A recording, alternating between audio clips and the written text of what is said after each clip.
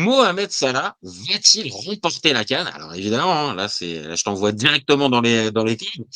Et on va surtout aussi se poser la question, est-ce que la CAN 2025, est-ce que c'est la dernière occasion pour l'Égyptien de remporter la CAN dans sa carrière qu'il n'a jamais remporté? Spontanément, qu'est-ce que t'en penses, toi? Est-ce que tu penses que c'est 2025, ça peut être son année, hormis ton amour du Maroc? Franchement, 2025, est-ce que ça peut être son année? Je pense qu'on est un peu tous unanimes sur la question, surtout vu les temps qui courent pour notre ami Salah. Ça risque d'être compliqué là cette année parce que il commence à se faire vieux. Là actuellement, hein, il a beaucoup de problèmes.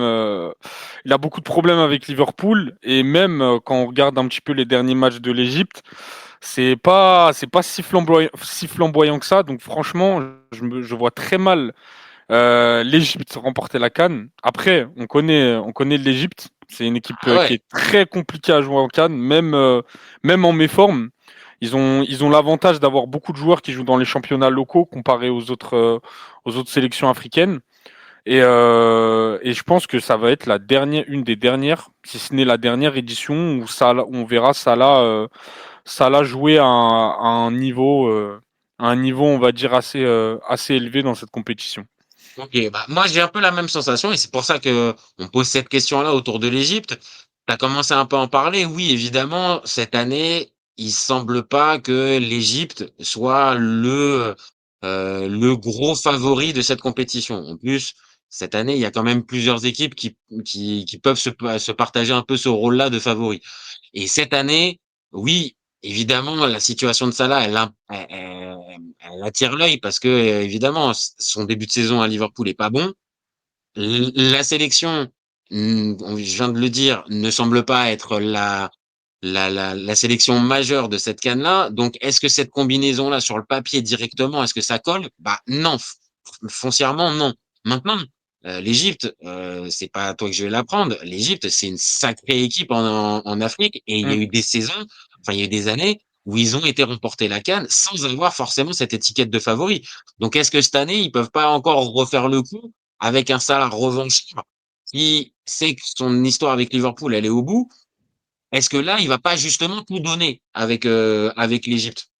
Après, l'avantage de l'Égypte qu'il y a par rapport, on va dire, les grosses équipes d'Afrique, c'est que il se repose beaucoup sur une force du collectif. Et on a vu des éditions où Salah était pas si performant que ça, malgré qu'il a quand même un assez bon niveau et qui peut faire des différences tout seul. C'est en fait, et c'est aussi la force de l'Égypte, c'est que comme les joueurs jouent dans les mêmes championnats ou dans les championnats locaux, ils se connaissent déjà et on a cette force de collectif qui fait que même si Salah il est un peu en méforme, ça reste quand même une équipe qui est toujours très compliquée à jouer et très dangereuse. On connaît le style de l'Égypte, c'est une équipe qui va jouer très physique, très compacte, et la jouer, même avec un Salah qui est diminué, ça reste. Je dirais pas que c'est une équipe qui est favorite parce qu'on a d'autres équipes qui sont beaucoup mieux placées, mais j'enterrerai pas l'Égypte en disant qu'ils n'ont pas de coup à jouer sur cette canne.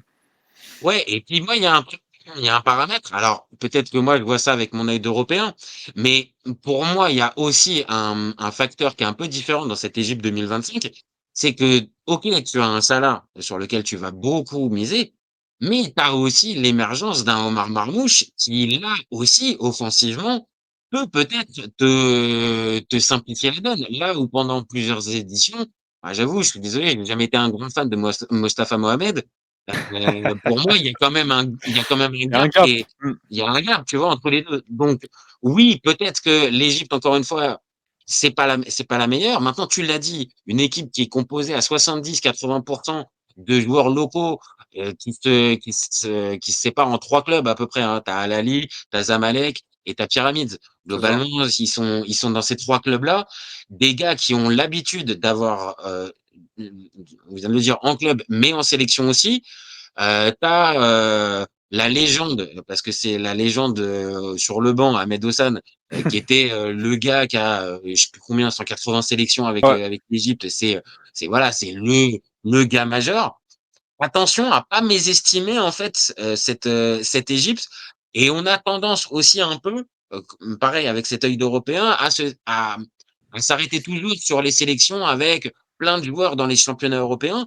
Mais en 2025, ok, évidemment, le gratin se passe en Europe, mais tu as aussi tout un tas d'autres joueurs talentueux qui peuvent jouer dans d'autres championnats et dans d'autres zones du monde.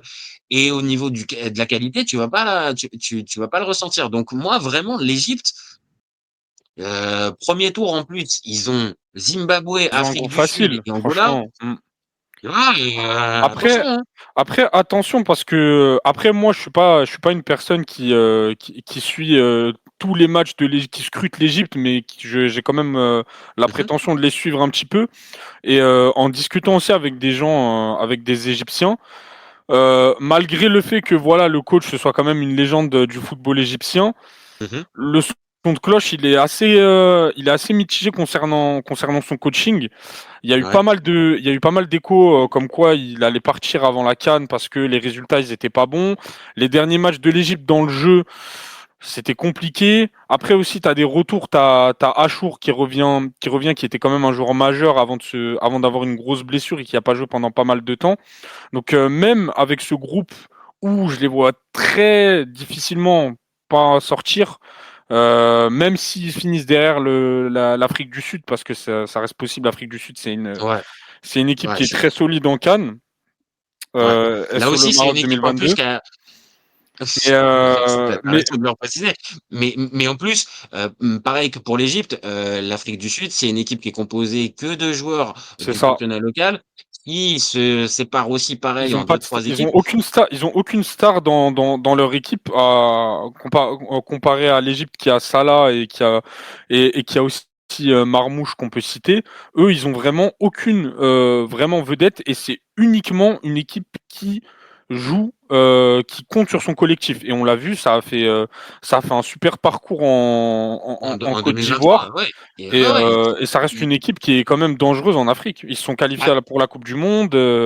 exactement, C'est exactement, t'as raison, t'as raison. Donc en fait, et on en parlera plus tard dans un autre débat de l'Afrique du Sud, parce que pareil, euh, on en parle peu parce que c'est normal, on va dire, ce paramètre-là, le fait qu'on ne voit pas spontanément les joueurs dans les championnats européens, bah oui, ça veut dire qu'il faut que tu t'intéresses un peu plus au c'est championnat ça. africain. Et Mm, le championnat africain en 2025, les championnats africains en 2025, ils sont pas réellement mis en valeur. C'est une réalité. Tu mm. as tout un tas de pays qui ont un championnat local qui est même pas enfin, qui est même pas diffusé. On n'a pas d'image. Donc là, c'est pas le cas pour l'Afrique du Sud, pour l'Égypte. C'est des championnats forts en Afrique, mais n'empêche que voilà, on a moins de repères que par exemple une équipe comme le Maroc ou comme l'Algérie ou comme le Sénégal où on C'est a tout ça, qui un ont tas de des joueurs. joueurs qui évoluent en Europe. C'est Mm. ça, voir qui passe en Ligue 1. Là, on est en France, donc forcément. Maintenant, l'autre paramètre que je voulais mettre aussi en lumière pour Salah avec cette canne-là, on le dit un peu dans la question. Est-ce que c'est pas la dernière occasion pour lui? Parce que voilà, il est à un carrefour de sa carrière là maintenant. Euh, Est-ce que là, c'est pas justement le moment pour lui de vraiment tout donner et est-ce que la théorie de il en garde sous le pied pour cette canne-là depuis le début de saison, est-ce que toi t'y crois ou est-ce que ça c'est une fausse histoire pour essayer de se convaincre en tant que supporter égyptien? Bah après, moi, j'y crois vraiment moyen parce que si on prend l'entièreté de la carrière de Salah au niveau international, Mhm. Salah, il a joué toutes les CAN possibles et il en a remporté aucune. Et ça, c'est un détail qui est pas négligé. Ah Et ouais, là, on ouais, sent ouais. que là, aujourd'hui, comme tu as dit, il est dans un carrefour, il commence à se faire vieux. Cette année, ça risque d'être sa dernière saison où il risque d'être vraiment compétitif. Le problème, c'est que en face, c'est bien on peut entendre l'argument de oui, il en garde sous le pied pour la CAN, etc. Il a un début de saison compliqué à Liverpool, mais ça peut peut-être lui servir de piqûre, de piqûre On pour l'entend, lever tu le vois. niveau. Mais On le l'entend, problème, tu vois, genre il se préserve un peu comme Messi en 2022 avec la c'est Coupe du ça. Monde. Bon, Mm. voilà, il est en train d'en garder. Maintenant, est-ce que tu peux le fameux, je claque des doigts et j'allume la lumière et je passe d'un joueur moyen à un top player d'un match à l'autre? Moi, j'ai du mal à y croire à cette théorie-là, moi. Et surtout il y a des facteurs externes qui sont pas à négliger. C'est que en face, cette année, t'as quand même. C'est pour ça qu'il y a beaucoup d'engouement aussi autour de cette CAN. C'est qu'il y a beaucoup d'équipes qui sont quand même à un niveau, on va dire, supérieur à l'Égypte et les favoris qui sont régulièrement cités. ils sont vraiment favoris parce qu'il y a quand même pas mal de, il y a quand même pas mal de joueurs qui évoluent au haut niveau, il y a quand même pas mal de cohésion, etc. Quand on pense au Maroc, au Sénégal, à la Côte d'Ivoire, au Nigeria, il y a pas mal d'équipes qui font forte tête face à l'Égypte. Et je pense que là, avec le contexte actuel qui tourne autour de cette équipe égyptienne, ça me paraît compliqué de me dire, malgré que ce soit la dernière CAN de Salah, bah, il peut y aller au bout. Je le vois très très mal l'Égypte atteindre ne serait-ce que le dernier carré. Oui. Donc là, ça serait vraiment, là pour le coup, et pour l'Égypte, parce que l'Égypte, quoi qu'elle dise, on va dire, c'est un candidat naturel toujours on va dire, à la victoire finale, même en cas de génération qui est compliquée, ça reste, voilà, une équipe. C'est un monument en Afrique, l'Égypte. C'est Eh comme, ouais, c'est comme la Tunisie, même si la Tunisie c'est un cas un petit peu plus compliqué. Ça reste des équipes qu'on n'attend pas forcément et qu'on cite généralement pas dans les favoris et qui au final tu les vois finir dernier carré ou même faire un beau parcours alors que tu les attends pas forcément. c'est ça. Et là, tu vois, je suis en train de partager les stats. Alors oui, évidemment, hein, vainqueur 7 fois et à plusieurs reprises, enfin à plusieurs époques. C'est-à-dire que c'est 57, 59, 86, 98, 2006, 2008, 2010. Donc ça, c'est vraiment euh, pour te montrer l'emprise, on va dire, un endroit du football égyptien sur le football africain. Mais là, quand on regarde les derniers résultats, bah ouais, c'est un peu à l'image de ce que tu viens de dire. C'est une équipe pas flamboyante. C'est 16 buts inscrits, 3 buts encaissés, 7 victoires, 2 nuls, une défaite. Ça gagne globalement à chaque fois qu'il y a besoin. Maintenant, là, on le sait, dans une CAN, il faut aussi autre chose, en fait, et être porté un peu par quelque chose. Alors, offensivement, bah, j'ai regardé un petit peu, pareil, je vais partager la liste. Offensivement, je trouve qu'il y a un peu plus. On a parlé un petit peu de comment il s'appelle, de Marmouche, Marmouche. mais il y a Zizo aussi, il Il y y a a Zizo, le ouais, fameux qui commence Trezeguet à qui se est faire toujours vieux un là. petit peu aussi, Zizo. En fait, là, on est dans une période où il y a quand même pas mal de. On est dans une période de transition parce qu'on a déjà des joueurs qui commencent à ne plus être appelés. Quand on pense à la génération où il y avait El Neni, où Ouais, ouais, Zizo, ouais. il commence à être sur la fin. Salah, il commence à être sur la fin. Le gardien, j'ai oublié son nom, lui aussi pareil, il El commence à se. Shenaoui, ouais, ouais, El Hachanaoui Shenaoui, aussi, il commence à se faire vieux. On est dans une période où voilà, on est en train de laisser, et même, on est dans une période de transition. On a les Abdelmonem, on a les Achour. C'est une génération de ouais. jeunes qui va reprendre du coup le flambeau. Et en fait, là, c'est la dernière CAN de Salah, mais pas que. Il y a quand même pas mal de Ouais, joueurs il qui y ont a pas mal fait. de trentenaires, hein. Il y a pas mal de Ouais, trentenaires dans cette sélection et t'as l'impression, oui, est-ce que c'est peut-être est-ce que c'est peut-être la dernière chance aussi pour eux? Maintenant, on le dit depuis tout à l'heure, c'est-à-dire c'est pas la meilleure, c'est pas la meilleure forme pour mm, Salah pour essayer de choper ce fameux titre. Et ça serait dommage. Après, il rentrerait dans la longue liste des joueurs malheureux en CAN, c'est-à-dire qu'on gagné tout un tas de compétitions internationales, enfin européennes, européenne et en international, ils mais, ont rien gagné. mais la CAN se refuse. Donc, est-ce qu'il va rentrer dans cette liste-là? J'en ai un peu peur. Maintenant, je pense que c'est un peu le mot de la fin. On va quand même pas sous-estimer l'Égypte dans cette compétition. Maintenant, tu l'as dit, ça va peut-être pas faire le dernier carré, et je suis plutôt de ton avis. Je pense que sur le premier tour, ça passe Oui, parce que largement. face à, Même face avec les meilleurs troisièmes, c'est très compliqué de nous dire que l'Égypte ne passe pas le premier tour avec ce groupe-là. Je suis d'accord. C'est-à-dire que, ok, on l'a dit, il y a l'Afrique du Sud qui sera normalement l'adversaire numéro 1 dans ce groupe, mais après que ça soit l'Angola et toujours sur courant alternatif, un coup ils sont concernés et tu les as, on va dire intéressants comme à la dernière CAN où ils font quart de finale, et puis derrière tu les retrouves en qualif de mondial derrière le Cameroun de Marc Brice. Petit coucou à Serge. Bon, tu vois, cette équipe-là, tu peux pas compter sur eux. Et le Zimbabwe, bon, on va pas se mentir, si l'Égypte, elle a peur du Zimbabwe, bon, voilà, tu vois, Faut là, lâcher les armes directes. faut laisser les signes directs. Donc, bon, on n'est pas très confiant, voilà, pour répondre à notre question. Est-ce qu'il va remporter la CAN? Nous, c'est plutôt non. Et est-ce que c'est la dernière? Voilà. Est-ce que pour toi, par contre, est-ce que c'est la dernière ou est-ce qu'en 2027, il pourra refaire une CAN? Il a que 33 ans. Il part faire Après, il part faire une dernière. attention, ça risque de pas être sa dernière parce que si on prend l'exemple de Sadio Mané, Mmh. qui a quitté l'Europe il y a pas mal de temps, il est Mmh. toujours appelé au Sénégal. Si Salah va dans le golf, mais va dans une équipe compétitive style Al Nasser ou Al Ouais, ouais, ouais. Ittihad, il y a peut-être moyen qu'il puisse rejouer la CAN en 2027. Mais encore une fois, faudra pas s'attendre au grand Salah de Liverpool 2019. Je pense que là, c'est la dernière CAN où il sera vraiment compétitif. Derrière, après, il pourra la rejouer, mais il faudra pas non plus s'attendre Ouais. à ce que voilà, il fasse des fulgurances. Ouais, qu'il soit pas avec le costume Du joueur du star. joueur majeur. Ouais, ouais, Mm. je suis assez d'accord. Et toute dernière chose, et là c'est on va dire c'est juste pour conclure le sujet Salah.